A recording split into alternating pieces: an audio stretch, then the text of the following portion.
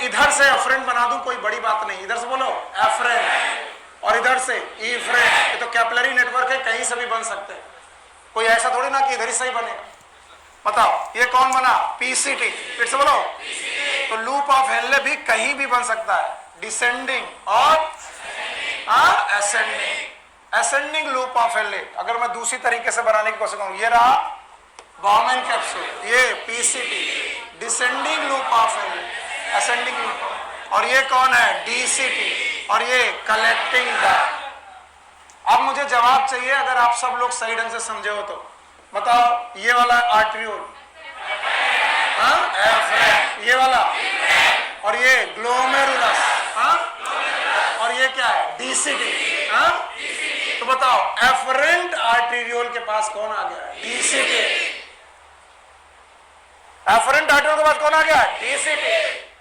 और ये स्ट्रक्चर मैंने आपको जिस समय पर इरिथ्रोपोइटिन पढ़ा रहा था उस तरह सिखाया था। और मैंने बोला था कभी कभी एफरेंट आर्टेरियोल के पास, बोलो कौन सा? एफरेंट आर्टेरियोल के पास कौन आएगा? डीसीटी। और डीसीटी आकर के यहां पर डेंस सेल बनाएगा। बताओ जो व्हाइट कलर का ये कौन है? डीसीटी। याद है इनका नाम? Macula densa. फिर से बोलो। और मैक्यूला डेंसा बन जाने की वजह से यहां पर कुछ और सेल बनेंगी, बोलो जक्स्टा ग्लोमेरुलर सेल। भूल गए होंगे, याद है? नाम बताओ। Juxtaglomerular cell. और इस तरीके के पूरे अपरेटस का नाम, इस पूरे अपरेटस का नाम है जक्स्टा ग्लोमेरुलर अपरेटस। और मैंने कहा था जक्स्टा शब्द को कभी मत भूलना, याद है? किसके नियर बाय? ग्लोमेरुलस। आज एक और जक्स्टा शब्द पढ़ा था, जक्स्टा मेडुलरी, और ये क्या है? Juxta glomerular. और बोलते हैं जब भी ब्लड प्रेशर कम होने लगेगा, क्या? जो जक्स्टा ग्लोमेरुलर सेल है ये एक एंजाइम या हार्मोन निकालेंगे, नाम है रेनिन। फिर से बोलो रेनिन। RENNIN की तो ये कब निकलेगा? जब आपका बीपी कम होगा। क्या होगा? तो जब भी बीपी कम होने लगेगा तो बताओ फिल्टरेशन ज्यादा कि कम? अगर फिल्ट्रेशन कम होने लगा तो ग्लोमेरुलस को पता चलेगा। और ग्लोमेरुलस किसे बताएंगी? Juxta glomerulus cell. Juxta glomerulus cell क्या निकालेंगी? रेनिन। और आपके ब्लड में प्रेजेंट एंजियोटेंसिनोजेन, नाम से सुनना, एंजियोटेंसिनोजेन, ये आगे मिलेगा दोबारा। एंजियोटेंसिनोजेन को रेनिन कन्वर्ट करेगा एंजियोटेंसिन 1, और एंजियोटेंसिन 1 को कन्वर्ट किया जाएगा एंजियोटेंसिन 2 में। एंजियोटेंसिन 1 जब एंजियोटेंसिन 2 में कन्वर्ट हो रहा होगा तो एक एंजाइम होगा, that is known as ACE. It is known as angiotensin converting enzyme. मेरे साथ बोलो, फिर से बोलो, angiotensin converting enzyme. A for angiotensin, फिर से बोलो, C for converting, E for enzyme. तो चलो रेनिन किसको करेगा? एंजियोटेंसिनोजेन को एंजियोटेंसिन 1 में, एंजियोटेंसिन 1 को एंजियोटेंसिन 2 में। कौन? एस। और ये जो एंजियोटेंसिन 2 है इट इज वैसोकॉन्स्ट्रिक्टर। बोलो। और ये ब्लड वेसल को कॉन्स्ट्रिक्ट करने लगेगा, और जैसे ही वैसोकॉन्स्ट्रिक्शन होगा ब्लड प्रेशर घटा कि बढ़ गया, फिल्ट्रेशन रेट बढ़ गया। इट इज नोन एज रास सिस्टम। इसमें आगे एल्डोस्टेरोन में मिलेगा, लेकिन अभी तो RA सिस्टम बोलो, रेनिन एंजियोटेंसिन सिस्टम। बोलो रेनिन एंजियोटेंसिन सिस्टम। अगर ब्लड प्रेशर कम होने लगा, क्या कम होने लगा? तो बताओ हाइड्रोस्टैटिक प्रेशर कम होने लगेगा, फिल्ट्रेशन प्रेशर कम होने लगेगा, फिल्ट्रेशन कम होने लगेगा, और फिल्ट्रेशन कम होने लगेगा तो कौन सा अपरेटस? Juxta glomerular apparatus. बोलो कौन जी? किसकी? कौन से सेल? Juxta glomerular cell. क्या निकालेंगी? रेनिन। रेनिन क्या करेगा? एंजियोटेंसिनोजेन एंजियोटेंसिनोजेन को एंजियोटेंसिन 1 में और एंजियोटेंसिन 1 को एस एंजियोटेंसिन 2 में कन्वर्ट करेगा और इससे होगा ब्लड वेसल का ब्लड प्रेशर बढ़ेगा और ब्लड प्रेशर अगर बढ़ गया तो हाइड्रोस्टैटिक प्रेशर भी बढ़ जाएगा और इस तरीके से फिल्ट्रेशन रेट भी बढ़ जाएगा। और एक भी चीज बिना एनसीईआरटी के नहीं पढ़ाई है, अगर जरा सी बुद्धि हो तो यह भी मिलेगा तुम्हें, यहीं पर मिलेगा कि juxtaglomerular apparatus adjust its blood pressure. और घर जाकर के आज बिना पढ़े सोना नहीं, कल ये समझ में नहीं आएगा और कल पूरा यूरिन फॉर्मेशन के बाद कंसंट्रेशन ऑफ यूरिन तभी समझ में आएगा जब ये आप बहुत ध्यान से इसे पढ़ के आओगे आज वाला। Take care, good luck, bye bye. और प्लीज ऐसा कभी कुछ मत करो। कहां से निकला? और कल हम लोगों ने देखा कि जब एफरेंट से ईफरेंट जा रहा था तो क्या काम आया? Blood pressure. फिर से बोलो, हाइड्रोस्टैटिक प्रेशर था। और यहां पर हुआ एक प्रोसेस, नाम है अल्ट्रा फिल्ट्रेशन। एक प्रोसेस हुआ सर, इसका नाम है अल्ट्रा फिल्ट्रेशन। और हमने कल अल्ट्रा फिल्ट्रेशन के सारे स्टैटिस्टिक्स लिखने की कोशिश की थी, किया था। और बोला अल्ट्रा फिल्ट्रेशन होने के बाद जो भी मटेरियल है वो कहां पर आया? ल्यूमेन। बोलो कहां?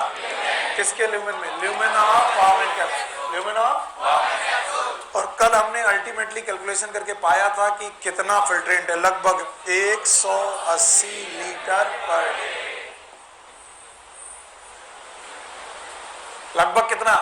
180 लीटर पर डे। और इस हिसाब से यूरिन भी कितना बनना चाहिए? 180 लीटर पर डे। पर ऐसा पॉसिबल और होता भी नहीं है, ऐसा नहीं है। इसका मतलब जो कुछ भी फिल्टर हुआ है, मेरे बच्चे मेरा जवाब अगर दोगे तो मैं थोड़ा ज्यादा समझ में आएगा। ये फिल्टर कहां से हुआ है? ब्लड से। ये फिल्टर कहां से हुआ है? ब्लड से। तो हमें ब्लड में वापस लौट डालना पड़ेगा। कहां लौट डालना पड़ेगा? और ब्लड में वापस लौट डालने के लिए बड़ी दुविधा है। दुविधा क्या है? जरा ध्यान से देखो। दुविधा यह है कि मान लीजिए ये पीसीटी है, क्या बेटा? पीटीसी। और इस पीसीटी के बगल से गई है पेरी ट्यूबुलर बेटा कैपिलरी। बोलो कौन सी? तो बताओ इसमें क्या पड़ा हुआ है? ब्लड। ब्लड से बोलिए पीसीटी। और ये रही पीसीटी की पेरी ट्यूबुलर कैपिलरी। इसमें क्या भरा हुआ है? ब्लड। और ये कौन है? पीसीटी। तो मैं अगर व्हाइट कलर वाला चीज पूछूं व्हाट इट इज, तो आप बोलोगे सर ये तो पीसीटी है, इसमें फिल्टरेट आ रहा। क्या आ रहा? फिल्टरेट। कहां से आ रहा? और अब हमको सर जो फिल्ट्रेट आया वो लाया हमने ब्लड से। किससे लाया? ब्लड से। और वापस ब्लड को ही देना है। तो बड़ा आसान है, पहले पीसीटी से देंगे इंटरस्टिशियम को। किसको? और इंटरस्टिशियम से देंगे कैपिलरी को। किसको? तो याद रखना, ब्लड हमेशा वापस लौटेगा वाया बोलो, वाया इंटरस्टिशियम। और इंटरस्टिशियम से कैपिलरी। बहुत ही खतरनाक कॉन्सेप्ट है। तो आपका जो ब्लड वापस लौट रहा, तो कहां से लौट रहा है? अल्ट्रा फिल्ट्रेशन वाले प्रोडक्ट से। और इसका नाम है अल्ट्रा फिल्टरेट। बोलो क्या नाम है? अल्ट्रा। तो अल्ट्रा फिल्ट्रेट नाम का जो भी सब्सटेंस है उसमें बहुत इंपॉर्टेंट सब्सटेंस आ गए हैं। अब ये सारे सब्सटेंस मुझे वापस करने हैं ब्लड कैपिलरी को। और ब्लड कैपिलरी को वापस करते वक्त पहले कहां से डालेंगे? फिल्ट्रेट से इंटरस्टिशियम। और इंटरस्टिशियम से, याद रहेगा। और इंटरस्टिशियम से ब्लड वेसल जब जाते वक्त हम बोलेंगे भैया चालू हो रहा है रीएब्जॉर्प्शन। बोलो रीएब्जॉर्प्शन। सारी चीजों का कि selective? Selective. And that is known as selective reabsorption. और बच्चा यहां पर भी पूरी बात नहीं होती। ये बात भी अपने आप में पूरी नहीं होती, क्योंकि जब तुम किसी भी ट्यूब्यूल को देखोगे, चाहे वो पीसीटी हो, चाहे वो लूप ऑफ हिल हो, चाहे वो डीसीटी हो, उसकी दीवारों में बेटा वो सेल्स होंगी। क्या होंगे? सेल्स। तो अगर आप इसे ल्यूमेन मान रहे हैं, क्या मान रहे हैं? ल्यूमेन। तो ल्यूमेन किसको फेस कर रही है? सेल। और ये सेल किसकी? ब्लड वेसल की। वाह मेरे बच्चे, ये पीसीटी की सेल है। किसकी है? पीसीटी की सेल। तो कैसे ट्रांसफर होगा? एक स्टेप और आओ मेरे साथ। ल्यूमेन में पड़ा हुआ अल्ट्रा फिल्ट्रेट पहले जाएगा सेल, हाँ? और सेल से जाएगा इंटरस्टिशियम, फिर बोलो, और इंटरस्टिशियम के बाद ब्लड कैपिलरी, बोलो क्या, ब्लड। और भगवान ने ब्लड कैपिलरी की मेम्ब्रेन को केवल स्क्वैमस एपिथेलियम का बनाया है, किसका, स्क्वैमस। और उसका काम सिक्रीशन करना है? नहीं है, उसका काम केवल डिफ्यूजन करना है। तो बताओ वो अंदर ले लेगी? yes, मेरे साथ चिल्ला लो या समझ लो, बोलो। ल्यूमेन से सेल, सेल से इंटरस्टिशियम, इंटरस्टिशियम से ब्लड, बोलो yes, मेरे साथ चिल्ला लो या समझ लो, बोलो। ल्यूमेन से सेल, सेल से इंटरस्टिशियम, इंटरस्टिशियम से ब्लड, बोलो blood. It is known as reabsorption. अगर ये दिमाग में नहीं है तो तुम 100% यूरिन फॉर्मेशन में परेशान हो। तो जो भी अल्ट्रा फिल्ट्रेट यहां पर आकर के बैठा है उसको याद करो कि वो क्या क्या लेके आया था। बताओ क्या क्या लेके आया था? प्लाज्मा लेके आया था, आरबीसी, डब्ल्यूबीसी, प्लेटलेट, कोई भी blood cell, plasma protein, mineral लाया था, ग्लूकोज लाया था, अमीनो एसिड लाया था, फैटी एसिड लाया था, विटामिन लाया था, सॉल्ट लाया था, बहुत सारे इंपॉर्टेंट चीजें लाई हैं। और वो अगर चली गई तो यूरिन में चली जाएंगी, तो क्या करें? रीअब्जॉर्प्शन। तो कल मैंने आपको आइडिया दे दिया था कि आप अपने पूरे पोर्शन को कुछ यूं बाइफरकेट करो कि सर होने 3 ही स्टेप है। कितने स्टेप? 3। और वो 3 स्टेप याद है? पहला स्टेप अल्ट्रा फिल्ट्रेशन, दूसरा, तीसरा सिक्रीशन, याद है? तो भैया अल्ट्रा फिल्ट्रेशन सब जगह नहीं है, केवल एक जगह है। बोलो कहां? बोलो कहां? गांव and capsule. So this is the place, मैंने यहां पर ऐसे हाथ ऐसे लगाया, this is the place where what happened, ultrafiltration. और कल मैंने तुम्हें मानसिक रूप से तैयार कर लिया था कि आगे की बातें तो मुझे बताओगे। इसके बाद क्या बचा? PCT, descending loop, ascending loop, DCT. इन सब में 2 प्रोसेस होंगे, बोलो कौन? सेलेक्टिव रीअब्जॉर्प्शन, सेलेक्टिव रीअब्जॉर्प्शन और सिक्रीशन। कई बार बच्चे सेलेक्टिव रीअब्जॉर्प्शन समझ जाते हैं, सिक्रीशन नहीं समझते। मान लीजिए आपने यहाँ पर ग्लूकोज बुलाया, क्या ग्लूकोज, ग्लूकोज किसमें आया? Ultra filtrate. तो ग्लूकोज कहाँ भेजा गया? कैपिलरीज, बोलो। और कैपिलरीज में जब ग्लूकोज आ रहा तो चांस मार लग गया, कोई नॉर्मल को मान लो यूरिया चांस मार ले गया। बताओ क्या अब ये यूरिया ब्लड में जाना चाहिए? क्या यूरिया वापस छोड़ी जाएगी? फ्रॉम ब्लड वेसल और इंटरस्टिशियम और दिस सेल्स इटसेल्फ, ये सेल खुद जिन्होंने यूरिया उठाई थी उन्होंने कहा मैं तुम्हें ब्लड में नहीं भेज सकती ना, तुम वापस निकलो। कहा? ल्यूमेन से सेल, सेल से ल्यूमेन। इसका मतलब सिक्रीशन, इसका नंबर। और अगर ब्लड में चला गया है तो ब्लड से इंटरस्टिशियम से सेल, सेल से lumen, it is also secretion. तो ब्लड से वापस ल्यूमेन तक आना, वापस बेटा ट्यूब्यूल तक आना, इट इज सिक्रीशन। तो बताओ यहाँ पर फिल्टरेशन, यहाँ पर सिक्रीशन, यहाँ पर रीअब्जॉर्प्शन, कितने स्टेप? तीनों में मुझे ये दोनों सबसे ज्यादा दिक्कत करते हैं, ये तो किसी को दिक्कत नहीं करता। मैं पूछूं व्हाट इज सेलेक्टिव रीअब्जॉर्प्शन, बिना देखे बताओ कहां से? Lumen of tubule, lumen of tubule के 5 पार्ट में से 4 पार्ट, बोलो पीसीटी ट्यूब्यूल है, लूप ऑफ इनलेट ट्यूब्यूल है, लूप ऑफ इनलेट ट्यूब्यूल है, डीसीटी ट्यूब्यूल है, कलेक्टिंग डक्ट भी ट्यूब्यूल है। तो ल्यूमेन ऑफ ट्यूब्यूल से कहां डालना है? इन सेल। कहां डालना है? सेल, सेल से इंटरस्टिशियम, इंटरस्टिशियम से ब्लड। मान लीजिए सेल के अंदर घुसा और हमें लगा ये जाने लायक, वापस छोड़ दिया, या फिर बेटा ब्लड में चला गया तो वापस छोड़ दिया, इट इज। तो जब रीअब्जॉर्प्शन कर रहे थे तो कुछ इंपॉर्टेंट चीजें तो ले गए, लेकिन अगर हमारे लिए इंपॉर्टेंट चीजें नहीं है तो वापस करा, it is known as secretion. तो कितने स्टेप? पहला, दूसरा, तीसरा। आप सुनना, इन 2 प्रोसेस को दिमाग में बैठा लो। पीसीटी में दोनों, पीसीटी में कौन? Selective reabsorption and secretion. DCT में दोनों, बोलो selective reabsorption and secretion. Collecting duct में दोनों, सेलेक्टिव रीअब्जॉर्प्शन एंड सिक्रीशन। बचा कौन? Only selective reabsorption. बोलो क्या मैं इसे हटा दूं, जवाब दे पाओगे? अल्ट्राफिल्ट्रेशन 5 जगह होगा?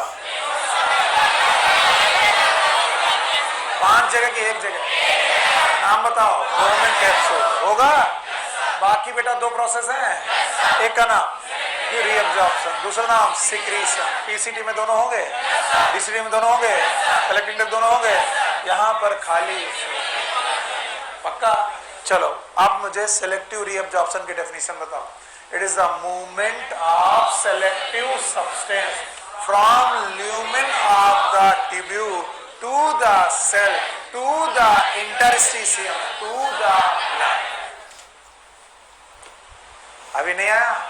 हमारा तो एम है कि हम ब्लड को वापस कर दें, क्योंकि ब्लड से पानी लिया था, वापस कर दें। यस और नो? नहीं याद करें तो बताओ रीएब्जॉर्प्शन कितने प्रकार का? एनसीईआरटी की 1-2 पैराग्राफ हमें वापस करने हैं।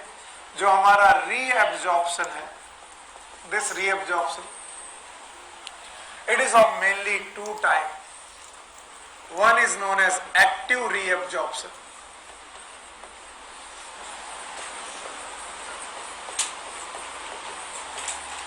और दूसरे प्रकार का रीएब्जॉर्प्शन है पैसिव रीएब्जॉर्प्शन।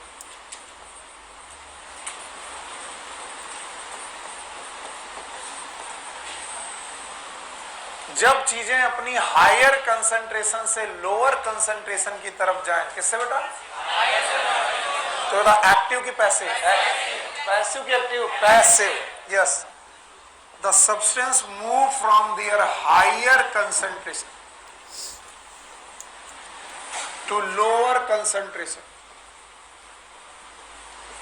हायर कंसंट्रेशन से लोअर कंसंट्रेशन की तरफ चीजें अगर अपने आप जाने लगे तो याद रखना पैसिव रीएब्जॉर्प्शन है। बताइए ये कैसा प्रोसेस होगा? क्या ये प्रोसेस कराना पड़ेगा कि अपने आप होगा? ऐसे प्रोसेस का नाम spontaneous. It is spontaneous process. ये अपने आप होने वाले प्रोसेस है, इन्हें कराने की जरूरत नहीं।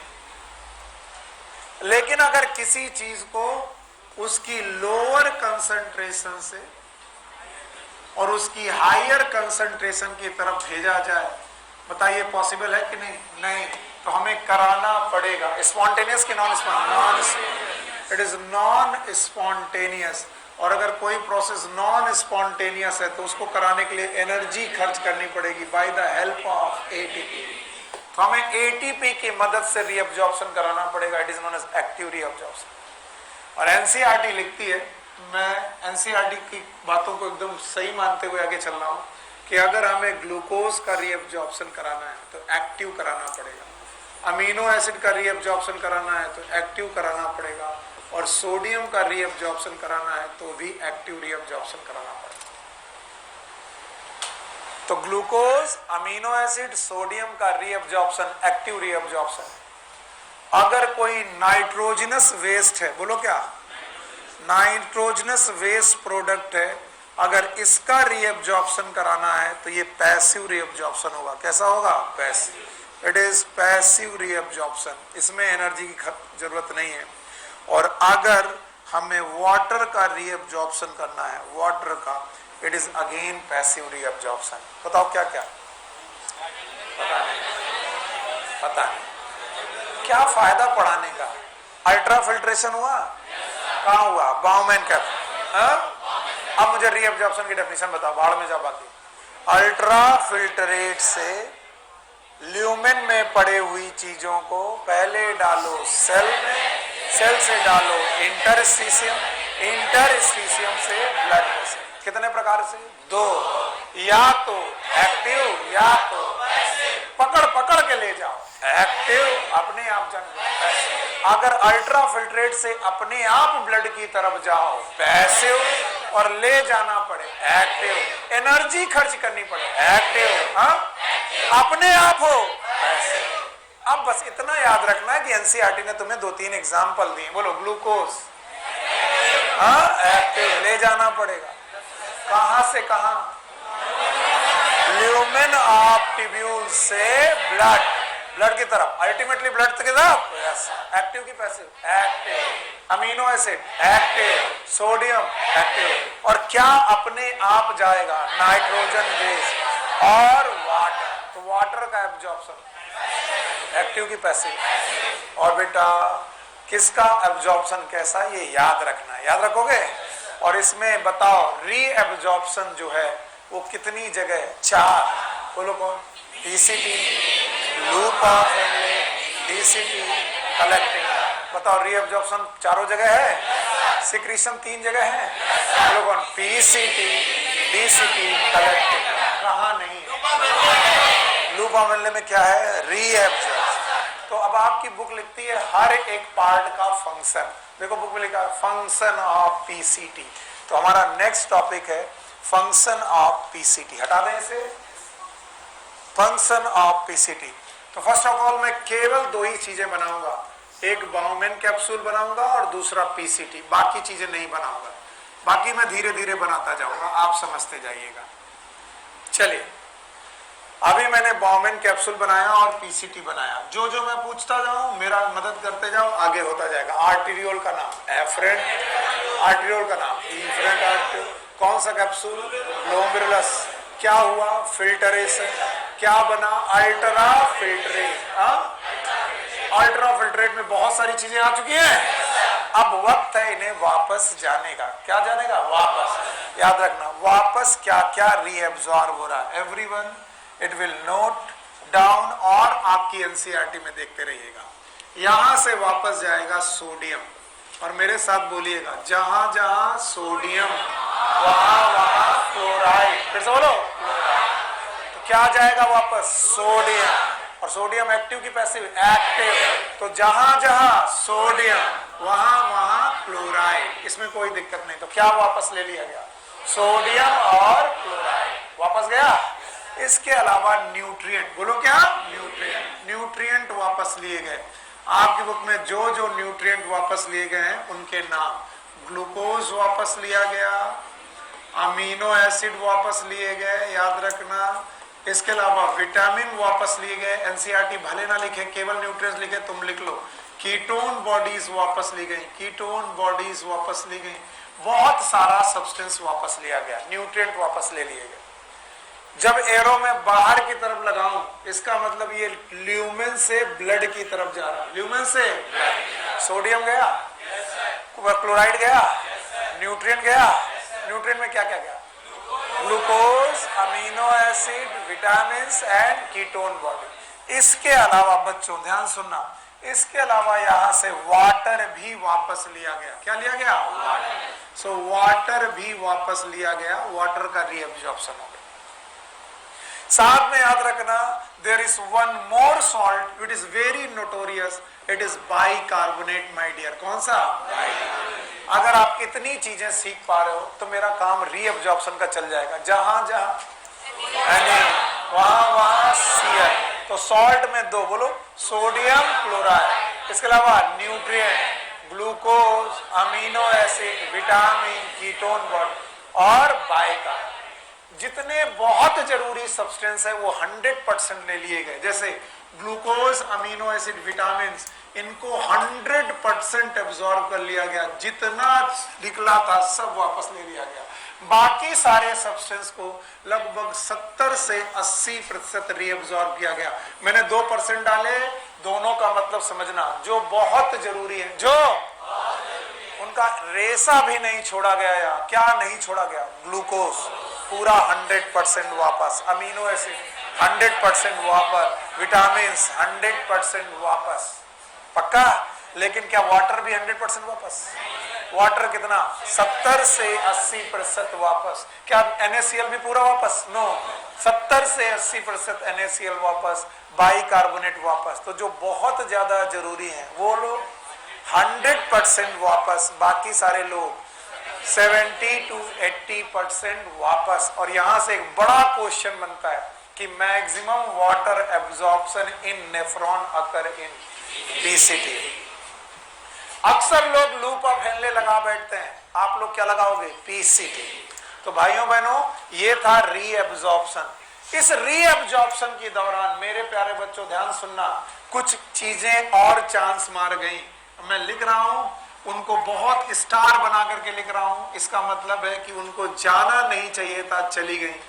यूरिया भी चांस मार गई, और अगर यूरिया चांस मार गई तो बताओ इसे वापस करना पड़ेगा। यस, इसलिए इसमें होने लगे सिक्रीशन। बोलो क्या होने लगे? सिक्रीशन। तो जो मैंने ऊपर लिखे हैं वो क्या है? फिर से बोलो, रीअब्जॉर्प्शन। और अब क्या लिख रहा हूं? सिक्रीशन। सिक्रीशन में तीन चीजें हर जगह होंगी, लगभग हर जगह। मेरे साथ बोलो, तीन चीजें सिक्रीशन में लगभग हर जगह होंगी। H+ आयन, बोलो मेरे साथ बोलते रहना, बोलो कौन? H+ ion. पोटेशियम आयन, बोलो बोलो H+ आयन, पोटेशियम, पक्का। अमोनियम आयन, बोलो अमोनियम, NH4+, क्योंकि अमोनिया बहुत डिफ्यूज होने की वजह से जल्दी से सारी की सारी अमोनिया बाहर आ गई थी। और बेटा बाहर आ जाने, अमोनिया अगर ब्लड में कहीं बची रह गई है तो उस अमोनिया को हम लोग को यहाँ डालना है। तो पहले तीन चीजें डालो, बोलो कौन? H+ आयन अंदर गया, और K+ आयन अंदर गया। तो बताओ ये क्या लिख रहा हूं? एब्जॉर्प्शन की सिक्रीशन। इसके अलावा अमोनिया गई, आपकी बुक अमोनिया लिखती है, एनसीईआरटी अमोनिया लिखती है, तुम अमोनियम आयन लिखना। ये किस फॉर्म में अंदर गए? अमोनियम। तीन चीजें अंदर गई, ये सिक्रीशन का रूप है। इन तीन चीजों के अलावा दो चीजें और अंदर गई, ड्रग्स। अगर आपने कोई दवा खाई है, अगर वो बेटा है तो वो वापस ब्लड से सिक्रीट की जाएगी और यूरिन में डाली जाएगी, ड्रग्स। इसके अलावा अगर आपकी बॉडी में कोई डाई है, कोई कलर है, तो भी वो सिक्रीट किया जाएगा। तो सिक्रीशन में अगर तुम तीन चीजें याद रखते हो और दो मैं और जोड़ देता हूं तो टोटल 5 बनती है। बाकी ये रहा रीअब्जॉर्प्शन, ये रहा सिक्रीशन। ये किसका रोल है? और भाई अगर आप लोग दिमाग में नहीं रख पा रहे हो तो मैं चलो एक एक करके काउंट कराता हूं। ऊपर वाला अपने मन में देखो, इधर मत देखना। बोलो सॉल्ट में कौन कौन? Na, जहां जहां Na वहां वहां Cl। Na गया, Cl गया, साथ में बाइकार्बोनेट, बोलो कौन? बाइकार्बोनेट गया। अच्छा, इसके बाद न्यूट्रिएंट, बोलो कौन? न्यूट्रिएंट। तो पहला पॉइंट साल्ट हो गया। न्यूट्रिएंट, न्यूट्रिएंट में glucose, amino acid, vitamin, ketone, और क्या निकल गया? वाटर। वाटर। अपना बुक देखिए सारे लोग बुक देखिए, क्योंकि आपको अल्टीमेटली एनसीईआरटी के क्वेश्चन सॉल्व करने। पेज नंबर 295 देखिए, बाहर निकलता हुआ क्या दिख रहा? देखो, bicarbonate, NaCl, water, nutrient, K+। कुछ बच्चे मुझसे लड़ते हैं, सर आपने K+ का सिक्रीशन कराया, इन्होंने रीअब्जॉर्प्शन कराया। मैंने कहा यही तो होता है, पहले पोटेशियम का क्या होता है? रीअब्जॉर्ब, और पोटेशियम हमारे लिए जरूरी आयन तो वापस लौटता है, that is known as secretion. तो बोले सर कहाँ लिखा है? जब तुम थ्योरी पढ़ोगे तो तुम्हें लिखा हुआ मिलेगा पोटेशियम का रीअब्जॉर्प्शन होगा कि सिक्रीशन? सिक्रीशन। चलो भाई, मैं बार बार तो नहीं पढ़ूंगा, लेकिन पहला पोर्शन देख रहा हूं, तुम्हें क्या दिखाई पड़ रहा? क्या एब्जॉर्ब हो रहा? बाइकार्बोनेट। पेज नंबर 295 क्या? बाइकार्बोनेट, और क्या? NaCl, और क्या? वाटर, और क्या? न्यूट्रिएंट, और क्या? पोटेशियम। न्यूट्रिएंट कितने? बहुत सारे, बोलो। Glucose, amino acid. अच्छा, वापस क्या आया? इन्होंने दो चीजें लिखी, बोलो कौन? H+ अमोनिया, H+ और अमोनिया। मैंने क्या दिया? पोटेशियम। आपकी बुक ने लिखा पोटेशियम बाहर निकलेगा, मैंने कहा पोटेशियम बाहर निकलने के बाद वापस छोड़ा जाएगा, that is known as secretion. अगर आप इतना सीख लेते हो तो एनसीईआरटी सीख लेते हो। एमबीबीएस के लिए तुम्हें एमबीबीएस करना पड़ेगा, वो जो वहां पढ़ोगे तो बहुत सारी चीजें पढ़नी पड़ेंगी। चलो अब बिना देखे बताओ, पीसीटी का रोल पढ़ा पाओगे? आप बिना देखे बता पाओगे? तो पीसीटी कितने काम? 3, अल्ट्रा फिल्ट्रेशन,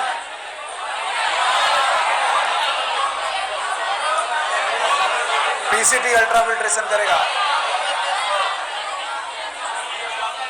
एकदम बैठे हैं बेवकूफ बन करके। पीसीटी का काम अल्ट्रा फिल्ट्रेशन, वो कौन कर चुका? गवर्नमेंट कर। आप कितने काम बचे? 2, या तो सिक्रीशन, रीअब्जॉर्प्शन और सिक्रीशन। तो रीअब्जॉर्प्शन और सिक्रीशन दोनों ही देखने हैं पीसीटी में, तो पहले क्या देख ले, बाद में सिक्रीशन। हमने रीअब्जॉर्प्शन में पॉइंट बनाए। देखो पॉइंट नंबर 1, बोलो सॉरी ये नहीं, point number 1 NaCl, point number 2, point number 3 biker, point number 4 water, point number 5 potassium. मैंने पोटेशियम नहीं लिया, लिया है नहीं लिया। तो आप मुझे 5 और बायोलॉजी का देखो संगठन कितना खतरनाक। बोलो क्या क्या निकला, बोलो NaCl निकला, Na निकला, Cl निकला, न्यूट्रिएंट निकले और बाइकार्बोनेट निकले और न्यूट्रिएंट निकला, क्या निकला, वाटर।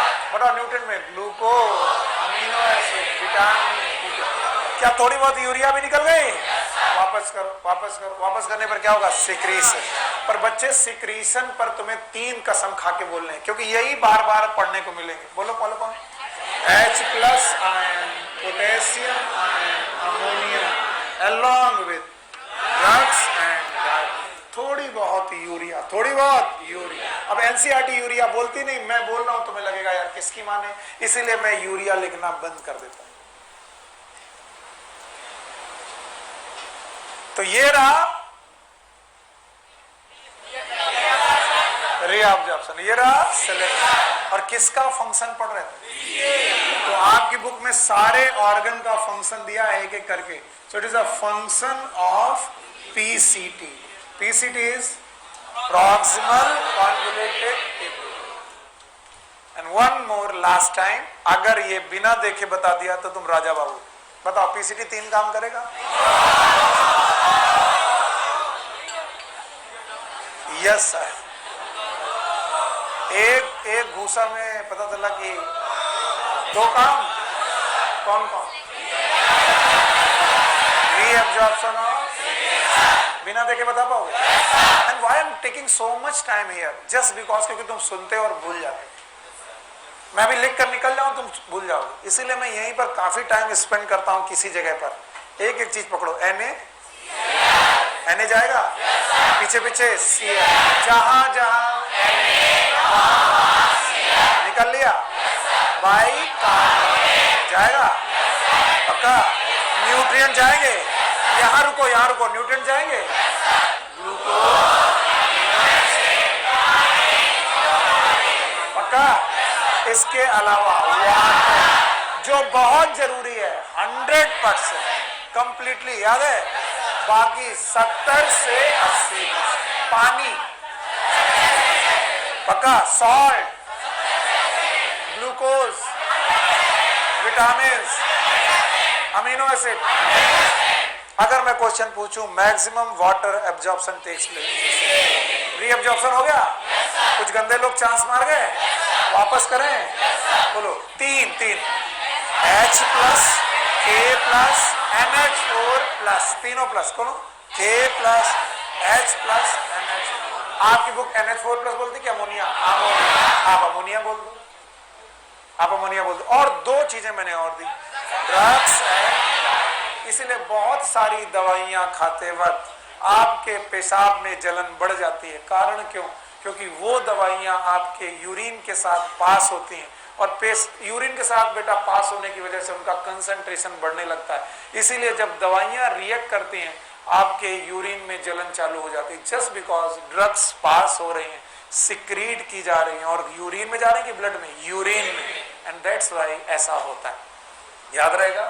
तो ये हो गया PCT। Now the function of loop of Henley.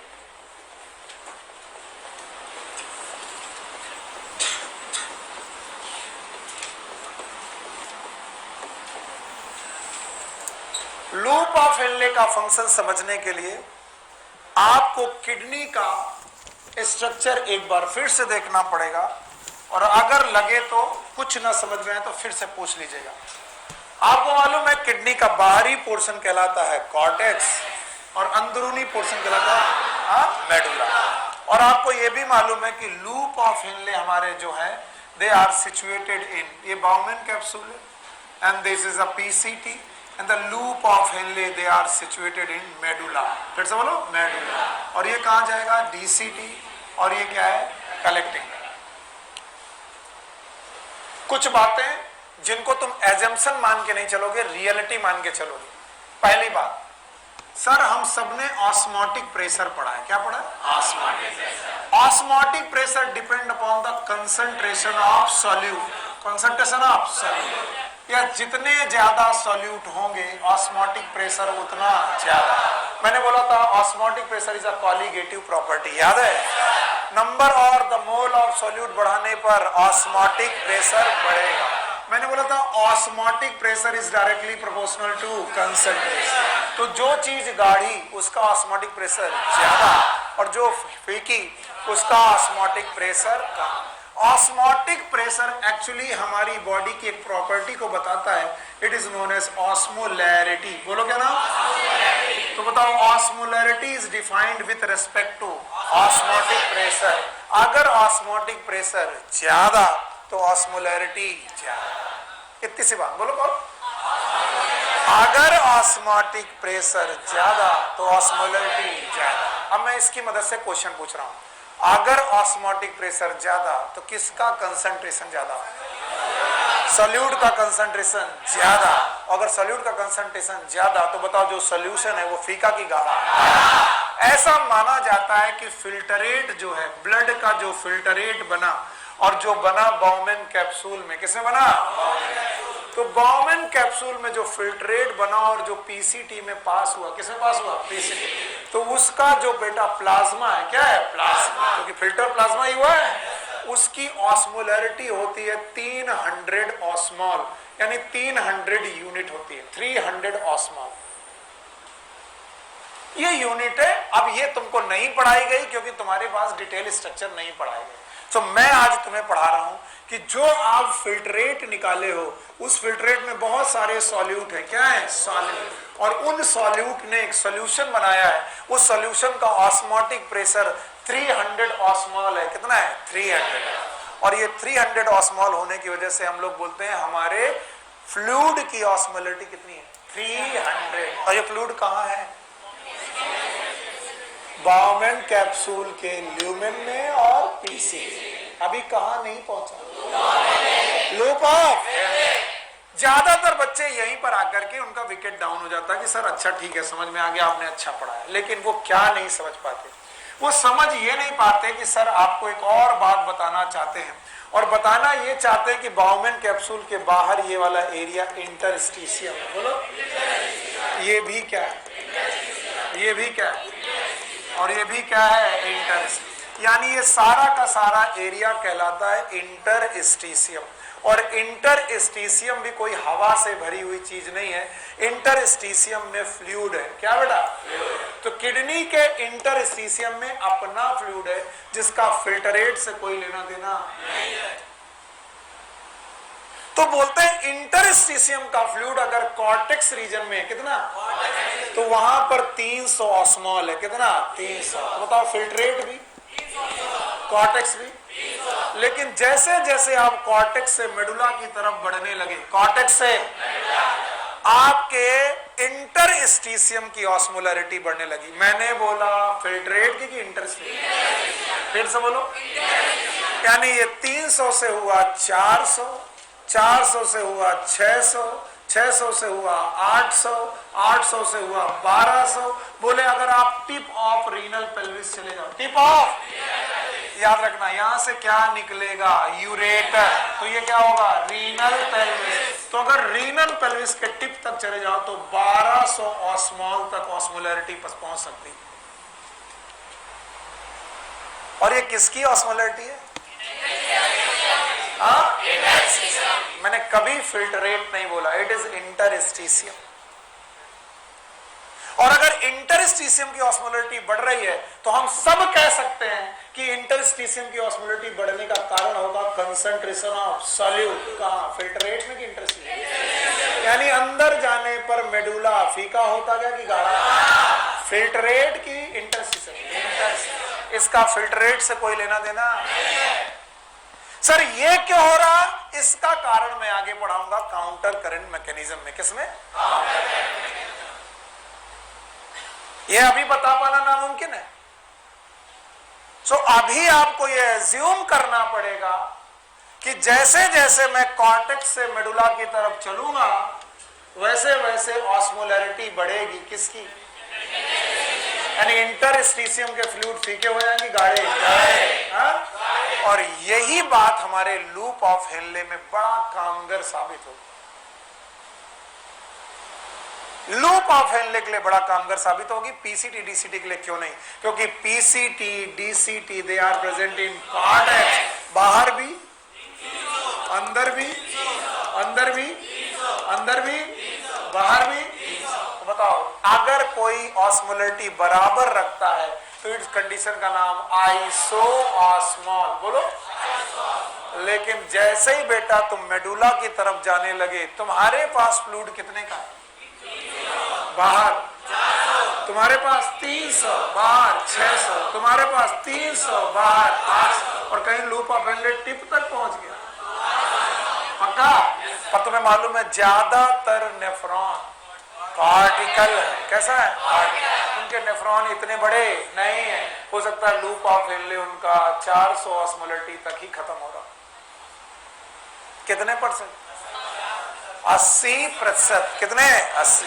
80% nephron कैसे हैं? पार्टिकल। बाकी 20%। पक्का?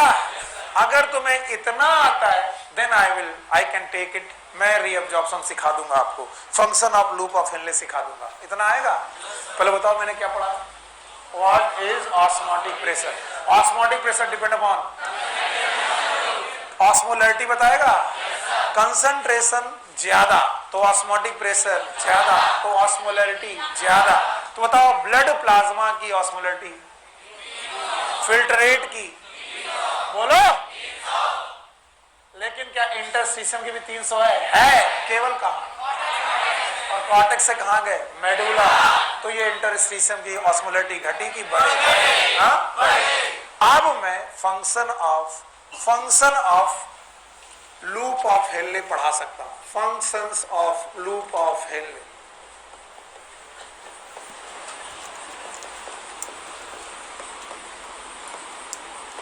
तो फिलहाल मैं अब केवल लूप ऑफ हेनले बनाऊंगा, बाकी तुम्हें खुद अज्यूम करना पड़ेगा। बोलो, बाउमैन कैप्सूल दिख रहा है? पीसीटी दिख रहा है? पीसीटी के बाद एक लूप चालू हुआ। This is the loop. Yes everyone here? Loop of Henley. Descending की असेंडिंग? डिसेंडिंग। ये वाला असेंडिंग है। चलो भाई, लूप ऑफ हेनले में ये रहा डिसेंडिंग लूप और ये वाला असेंडिंग। और असेंडिंग लूप ऑफ कितने पोर्शन? 2, एक थिन और एक थिक। मैं कसम से नहीं बनाया हूं पीसीटी और ना मैंने बनाया है डीसीटी, पर मैं जानता हूं, मेरा बच्चा जानता है कि ऑस्मोलरिटी यहां पर तो सर 300, यहां पर 400, यहां पर 600, यहां पर 800, और नीचे जाता तो 800 जाता। अब सुनो, जैसे ही फिल्ट्रेट बेटा लूप ऑफ हेनले से गुजरा, लूप ऑफ हेनले से गुजरा, जैसे ही फिल्ट्रेट लूप ऑफ हेनले से गुजरने लगा तो हमने कहा लूप ऑफ हेनले की परमेबिलिटी काम आई। So descending loop of Henle, this descending loop of Henley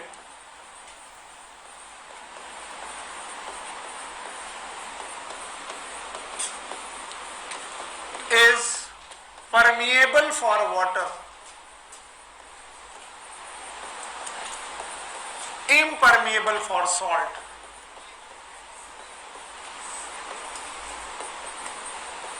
salt के लिए impermeable है। मदद करो। पीसीटी का सारा फिल्ट्रेट यहां पर आया और इसका नाम है लूप ऑफ हेनले। बताओ कितना ऑस्मोलरिटी लेकर आया? 300। बाहर, अंदर 300। लेकिन जब ये बेटा 300 से नीचे उतरा तो ये 300 ही था, 300 था। सामने कितना? अब मेरे को जवाब चाहिए लिखने से ज्यादा। कई बार तुमने पढ़ा है, इसलिए कई बार पढ़ने से आता नहीं है, समझने से आता। बताइए, बाहर का सॉल्यूशन ज्यादा क्या? गाढ़ा, और अंदर का फीका। दूसरे शब्दों में, बाहर के सॉल्यूशन में सॉल्यूट और अंदर के सॉल्यूशन में पानी ज्यादा, तभी तो ये डाइल्यूट है। इसके रेस्पेक्ट में मजा नहीं आ रही भाई? बताओ, यहां सॉल्यूट और यहाँ वाटर ज्यादा। अब इन दोनों को इक्विलिब्रियम में आना, किसमें? तो यहाँ सॉल्यूट ज्यादा है, तो या तो सॉल्यूट अंदर जाए या तो वाटर बाहर आए। अब बताओ ये क्या? Permeable for water, impermeable for salt. फिर से सुनो, यहां पर क्या ज्यादा? हाँ, सॉल्यूट। तो सॉल्यूट या तो पानी, सॉल्यूट अंदर जाना चाहिए पर जा नहीं पा रहा क्योंकि it is impermeable for salt. तो बताओ सॉल्ट अंदर? तो एक ही तरीका है कि गाढ़े के सामने गाढ़ा होना है, गाढ़े के सामने, तो गाढ़े के सामने गाढ़ा होना, तो या तो सॉल्यूट बुलाओ या तो पानी निकालो। तो इसने पानी निकालना चालू किया। जैसे ही पानी निकालना चालू किया तो भाई ये 400 था तो सामने वाला भी क्या हो गया? 400। ये नीचे आया। जैसे ही 400 आया, सामने कैसा? 600। तो या तो सॉल्ट अंदर जाए या तो वाटर बाहर आए। क्या आया बाहर? वाटर। वाटर। और ऐसे पहुंचते पहुंचते क्या आता गया? वाटर। तो बताओ डिसेंडिंग लूप ऑफ हेनले ने क्या रीअब्सॉर्ब कराया? वाटर। तो याद रखना, डिसेंडिंग लूप ऑफ हेनले में एब्जॉर्प्शन ऑफ वाटर के अलावा कुछ नहीं होगा। It is absorption of water. और इसी वजह से हम कई बार क्वेश्चन पूछते हैं बच्चों से, maximum absorption of water in nephron आकर लूप ऑफ हेनले पीसीटी कितना? 70 से 80% वाटर आप कहां एब्जॉर्ब करते हैं? क्वेश्चन का जवाब है जब आप लार्ज इंटेस्टाइन के लिए मुझसे लड़ते हो। लार्ज इंटेस्टाइन को भी वाटर एब्जॉर्ब करना आता था, लेकिन एलिमेंट्री कैनाल में water absorption maximum large intestine में कहां होता है? Small intestine. और इसी तरह इसको केवल वाटर एब्जॉर्ब करना आता है, लेकिन इसका यह मतलब नहीं है कि टोटल फिल्ट्रेट का maximum water loop of Henley में एब्जॉर्ब हुआ। नहीं, मैक्सिमम वाटर कहां रीअब्सॉर्ब हुआ? PCT. What is PCT? Proximal convoluted. कितना? हाँ, 70 से 80। नहीं आया? आया ना। टिप तक पहुंचते पहुंचते, आर्क तक पहुंचते पहुंचते आपका फ्लूइड 800 ऑस्मॉल या 1200 जैसा बाहर होगा वैसा उतने ऑस्मोलरिटी का पहुंचा। अब बारी आई असेंडिंग लूप ऑफ हेनले की। किसकी बेटा? असेंडिंग। अब असेंडिंग लूप ऑफ हेनले को ध्यान से सुनिएगा। Ascending loop of Henley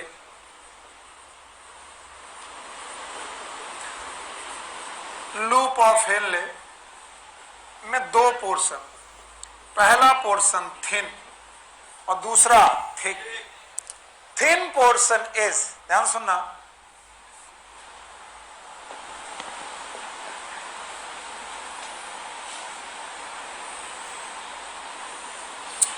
thin portion is impermeable for water. It is impermeable for water.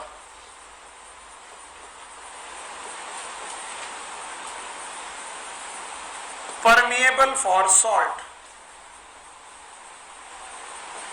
For NaCl, salt का मतलब NaCl. तो भाइयों सामने देखो, इंटरस्टिशियम में कितना है? 800। इधर 800 तो इधर भी। यहां पर पहुंचे 600, यहां पर पहुंचे 400, यहां पर पहुंचे 300।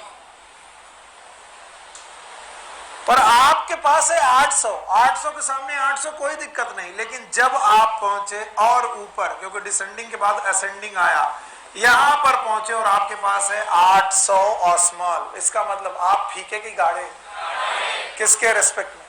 इंटरस्टिशियम। या तो इंटरस्टिशियम को आप NaCl दो या तो इंटरस्टिशियम से पानी लो।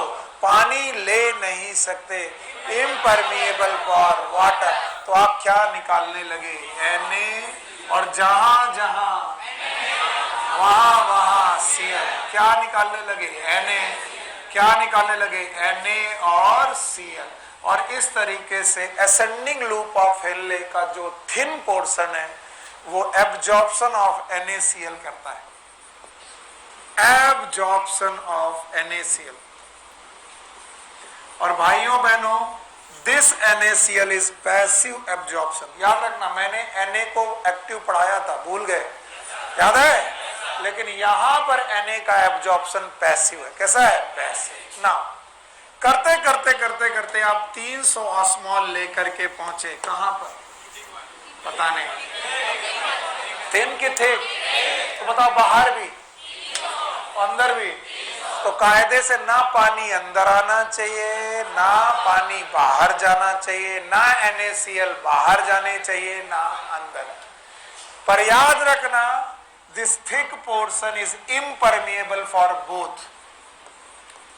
impermeable for both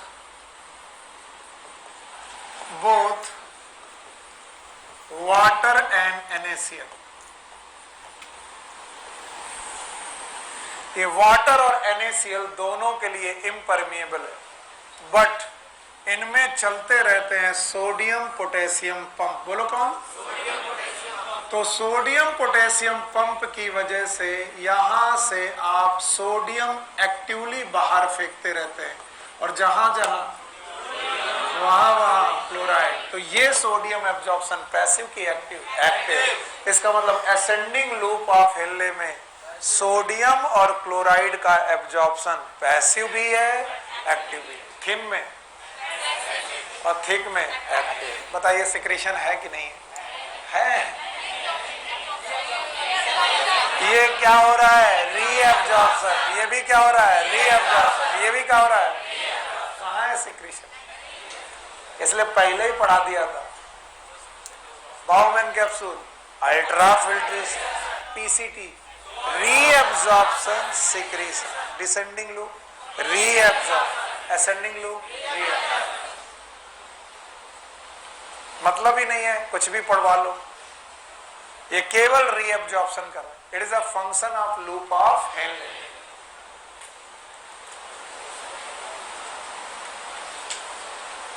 लड़ाई झगड़ा बंद नहीं होगा।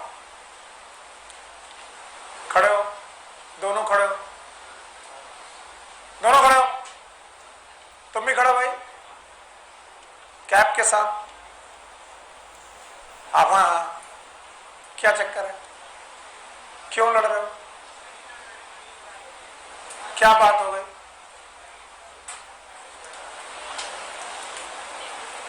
कितने ईगोज हैं, कितने सेल्फ रेस्पेक्ट है, मुझे बताओ। हाँ, जब डिस्कस किया करो तो मेरे से डिस्कस किया करो। ये नहीं बताएगा तुम्हें, और बताएगा भी तो गलत बताएगा। टीचर मैं हूं तुम्हारा, दोनों बैठो।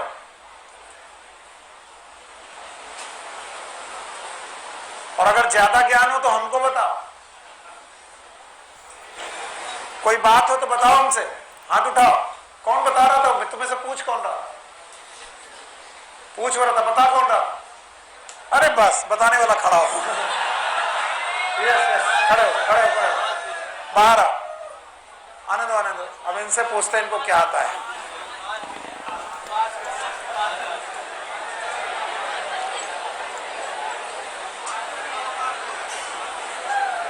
No, don't write. हाँ बेटा, क्या बता रहे? जब भी कभी कोई चीज ट्यूब्यूल से बाहर निकलेगी, भाई साहब, जब भी कभी ट्यूब्यूल से बाहर निकलेगी, वो इंटरस्टिशियम में जाने के बाद ब्लड में जाएगी। अगर कोई भी चीज ब्लड में जा रही है तो वो सिक्रीशन क्या है? रीएब्जॉर्प्शन। ये बहुत पहले समझा चुके हैं और चिल्ला चुके हैं कि बेटा ultra filtration, Bowman capsule, loop of only reabsorption, PCT reabsorption secretion, DCT reabsorption secretion, collecting duct reabsorption secretion. और अब वह नहीं आया तो तुम वो धोन, अब तुम बता रहे थे वो जो पूछने वाला वो आइटम नहीं है, बड़े आइटम तुम हो। हाँ बस जाओ।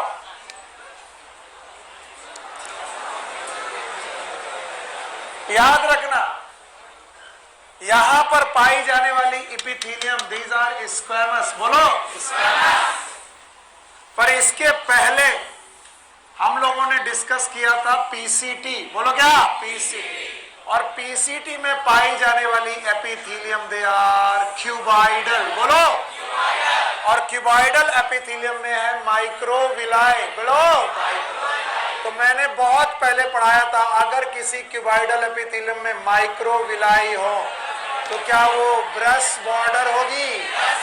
और अगर ब्रश बॉर्डर्ड होगी तो सरफेस एरिया घटेगा कि बढ़ेगा? तो जहां का सरफेस एरिया मैक्सिमम वहां पर एब्जॉर्प्शन मैक्सिमम। तो वाटर का एब्जॉर्प्शन मिनिमम की मैक्सिमम, NaCl मैक्सिमम, बेटा न्यूट्रिएंट मैक्सिमम। तो सब कुछ मैक्सिमम कहां एब्जॉर्ब होगा? पीसीटी। पीसीटी का जो सेल है बेटा, प्लीज शोर मत करना, पीसीटी की जो सेल है दे आर स्क्वेमस की क्यूबॉइडल। क्या उनमें फिंगर लाइक प्रोजेक्शन है? These are known as brush bordered epithelium. फिर से बोलो। और सरफेस एरिया घट रहा है कि बढ़ रहा है? एंड वन मोर थिंग, कल जिसने भी गलती की थी, जिसने भी वो बात कही थी और जो कुछ भी बोला था, वो बच्चा नहीं था जिसको मैंने डांटा था। I know that. और इस वजह से कुछ लोगों के भाव बढ़ रहे हैं। उनको लग रहा है कि मैं बोलूंगा पकड़ा नहीं जाऊंगा, केवल एक गलती की मैं कोशिश कर रहा हूं, और फिर तुम अपनी जिंदगी भर तरसोगे कि तुम क्लास में क्यों बैठे थे। इसलिए पहले से बता दे रहा हूं, फिर तुम्हें लगेगा सुनील सर ने दुश्मनी निकाली। पहले से बता दे रहा हूं, डोंट ट्राई इट। क्योंकि अगर एक बच्चे ने मेरी हिम्मत करके तो बता दिया तुम्हें, तुम्हारे उन्हीं में से किसी ने कि ये था, तो फिर तुम्हारे पापा यहां आएंगे।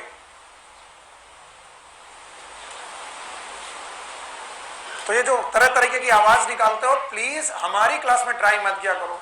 जिन टीचर्स को पसंद आया करे खूब थपथपाया करो, ताली बजाया करो, हल्ला मचाया करो।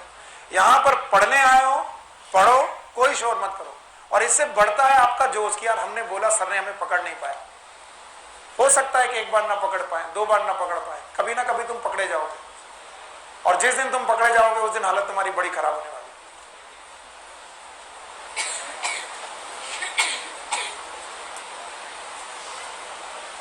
इसलिए मैं तुमको बता दे रहा हूं सारे में जो भी हो तुम, कि मत करो ये। अब बताओ, पीसीटी में जो बेटा हमारी एपिथेलियम है वो स्क्वेमस है कि बेटा क्या उनमें माइक्रोविलाई है? और माइक्रोविलाई बढ़ने से सरफेस एरिया बढ़ गया, इसीलिए मैक्सिमम रीअब्जॉर्प्शन कहां है? ज्यादातर समय पर यहां पर स्क्वेमस एपिथेलियम में तो बेटा सीधे बेटा ट्रांसपोर्ट हो रहा है, और क्या मिल रहा है? वाटर। और यहां से NaCl। यहां पर पहुंचे तो हमारे पास सोडियम पोटेशियम पंप, और सोडियम पोटेशियम पंप ने क्या किया? Active absorption. तो लूप ऑफ हेनले में डिसेंडिंग से क्या एब्जॉर्ब होगा? वाटर। असेंडिंग से NaCl। फिर बोलो, मुख्य आयन NaCl ही है, याद रखना, चाहे कुछ भी हो जाए, मुख्य आयन NaCl। और नीचे वाला पैसिव, ऊपर वाला एक्टिव। तो this is the function of loop of Henley. हटा दें नाउ DCT। आइए, जैसे ही बात बेटा असेंडिंग लूप ऑफ हेनले के थिन पोर्शन से थिक पोर्शन पहुंची, और थिक पोर्शन से DCT पहुंची, तो हम सब जानते हैं कि इसके पहले क्या रहा होगा? डिसेंडिंग लूप ऑफ हेनले, उसके पहले PCT, उसके पहले। तो मैं आपको फंक्शन ऑफ DCT पढ़ाने की कोशिश कर रहा हूं। फंक्शन ऑफ DCT पे, DCT is behave like, just behave like thick portion. Thick portion की थिक पोर्शन, इसका मतलब it is impermeable for both water and mineral. यानी ये वाला बंदा भी इम्परमिएबल है for water and mineral. Mineral में सारे मिनरल नहीं, मैं NaCl लिख रहा हूं, यानी ये NaCl के लिए और वाटर के लिए बेटा इम्परमिएबल। इसीलिए यहां पर भी बेटा सोडियम पोटेशियम पंप काम करते हैं। कौन से पंप? Sodium potassium pump. और ये सोडियम पोटेशियम पंप सोडियम को एब्जॉर्ब कराते हैं, और जहां जहां सोडियम वहां क्लोराइड। और ये काम एक हार्मोन करता है, और जो निकलता है बेटा हमारे एड्रिनल कॉर्टेक्स से। बोलो कौन? और आपने इसका नाम रखा था मिनरलोकॉर्टिकॉइड। भूल गए होंगे आप मिनरलोकॉर्टिकॉइड। और तब मैंने पढ़ाया था कि मिनरलोकॉर्टिकॉइड्स में से एक है, बोलो कौन, एल्डोस्टेरॉन। और एल्डोस्टेरॉन पीसी में कि डीसीटी में? डीसीटी में। और क्या एब्जॉर्ब करने लगा? सोडियम। तो सोडियम का एब्जॉर्प्शन ये कंडीशन पर डिपेंड करे, किस पे?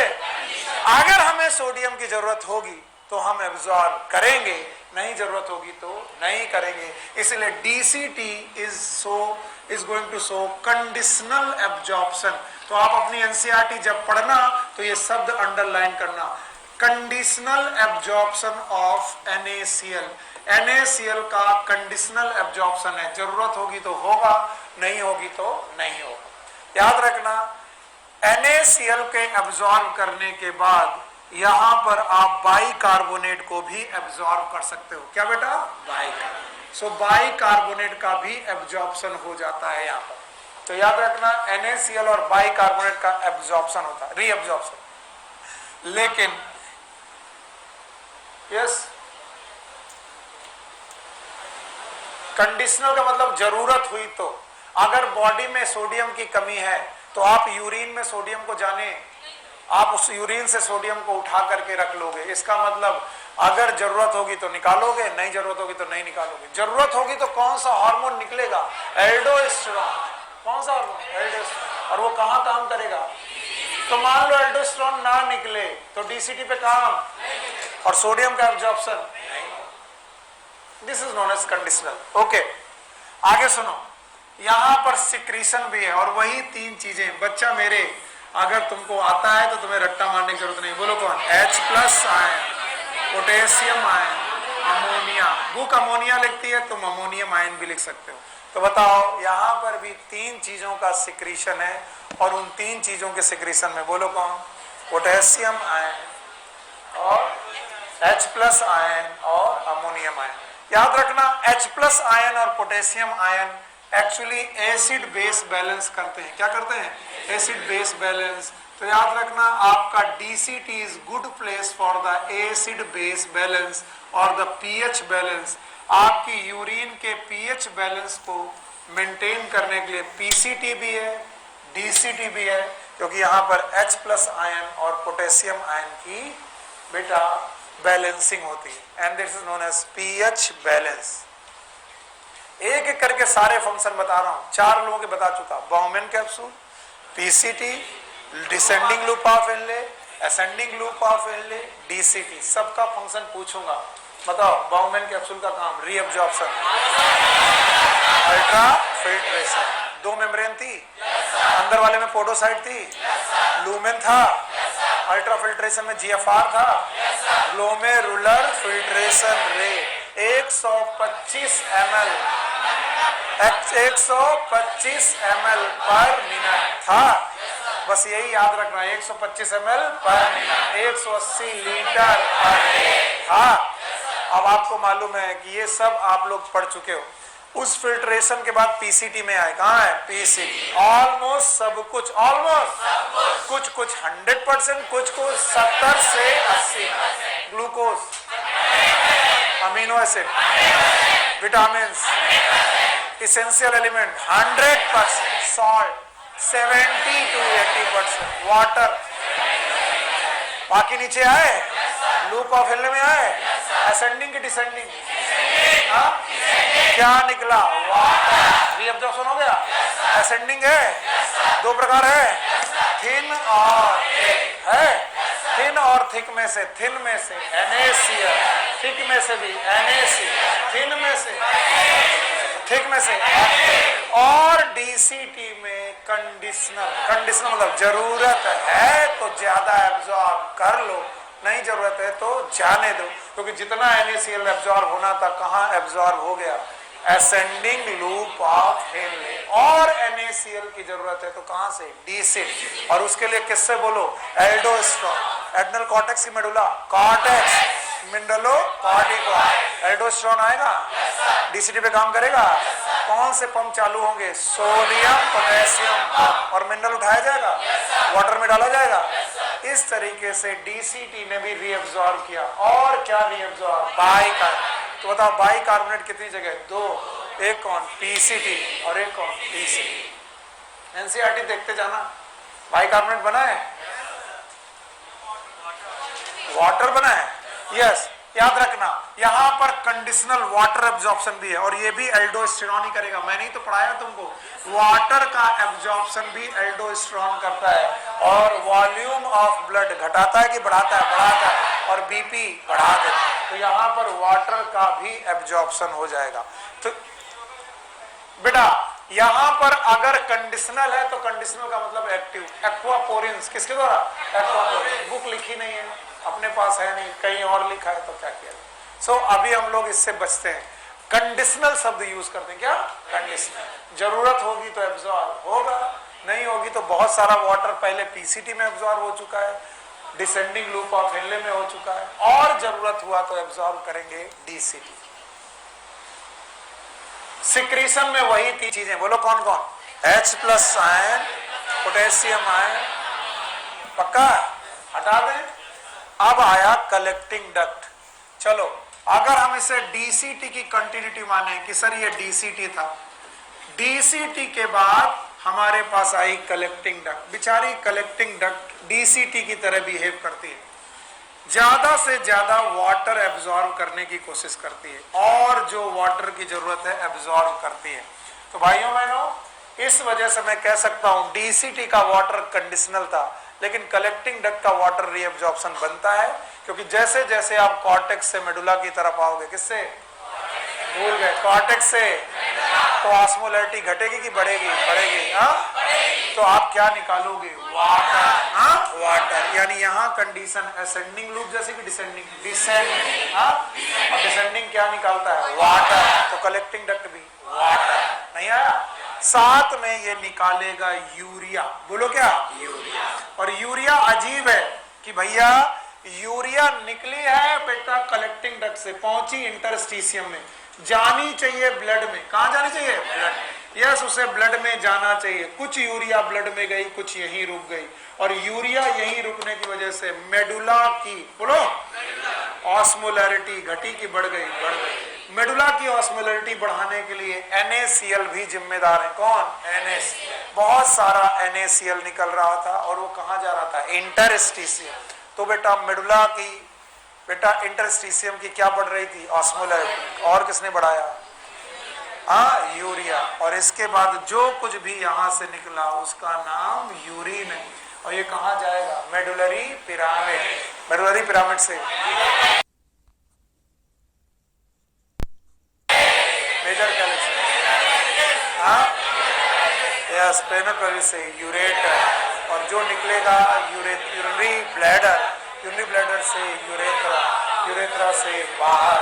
तो बताओ यूरिन बनाते वक्त हमने कितने प्रोसेस किए? 3। पहला अल्ट्रासाउंड आया, मैंने तीनों प्रोसेस बहुत डिटेल में पढ़ाए हैं, बिना डरे कि तुमको आता है कि नहीं आता। बहुत सारे बच्चे कहते हैं सर हमें पहले से आता था, अच्छी बात है आता था। बहुत सारे बच्चे कहते हैं कि सर मुझे आज पहली बार समझ में आया कि यूरिन कैसे बनता है। उनको भी वेलकम है, कैसे समझा, क्योंकि अगर आपको आता था या आया है तब तो ठीक है, अगर नहीं आता था और नहीं आया है तो आप कंसंट्रेशन ऑफ यूरिन समझ ही नहीं पाएंगे। क्या नहीं? यस, तो हमने यूरिन बना लिया, गाढ़ा करना बाकी है। तो नया टॉपिक क्या होगा? Concentration of urine. Take 1 minute gap for relax yourself, क्योंकि बहुत खतरनाक टॉपिक है जो आने वाला है ना।